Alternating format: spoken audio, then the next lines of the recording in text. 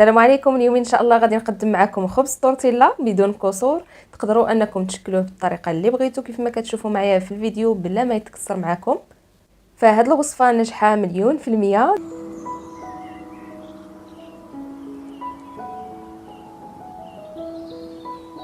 في الاناء اللي غادي نعجنوا فيه غادي نحتاجوا 600 غرام ديال الدقيق الفورس، وغنحتاجوا معلقه صغيره ديال الخميره، ومعلقه صغيره ديال السكر، ومعلقه صغيره ديال الملحه. نحتاجو كذلك 3 المعالق صغار ديال زيت الزيتون اولا زيت المائده، وغنعجنوا الكل بالماء الدافئ. بطبيعه الحال خصنا نحصلوا على واحد العجينه اللي تكون متماسكه، ما تكونش قاصحه بزاف وما تكونش كتلصق لينا في اليدين، يكون عندها هذا القوام هذا اللي كتشوفوا معايا.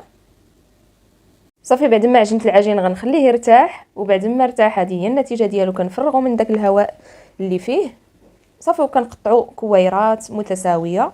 ممكن انكم تعبروهم وديروا 30 غرام في كل وحده، او الا بغيتوهم كبار بزاف ديروا 50 غرام في كل وحده. صافي هنا غادي نرشح شويه ديال الدقيق وغادي نقادهم وغادي نغطيهم باش ما يديروش لينا ديك القشره. وهنا غنبداو بالاولى اللي كنا كورنا، وغنستعنوا هنايا بالدقيق والنشا.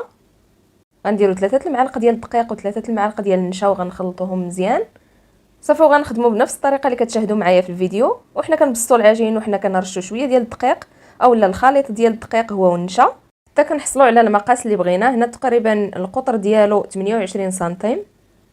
هنا كنكون موجده ليه فين غادي نحطو. كنرش الدقيق وعاد كنحط هذيك اللي بسطت وكنرشها عاوتاني بالدقيق، باش هذه اللي غادي نبسط الاخرى اولا الثانيه كيف ما كتشوفوا معايا في الفيديو كنرش وكنحطها وكنخدم بنفس الطريقه حتى كنكمل العجين ديالنا.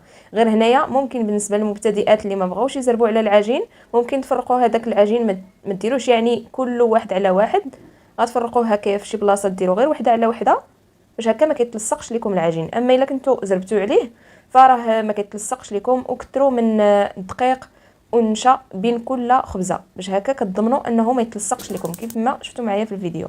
دابا غادي ندوزو للطياب. بعد ما كنسخنوا المقلاه ديالنا غنديروا الخبزه الاولى كما شفتوا معايا حتى كتنبل بهذه الطريقه هذه، وكنقلبوها ومن بعد كنطيبوها بهذه الطريقه هذه.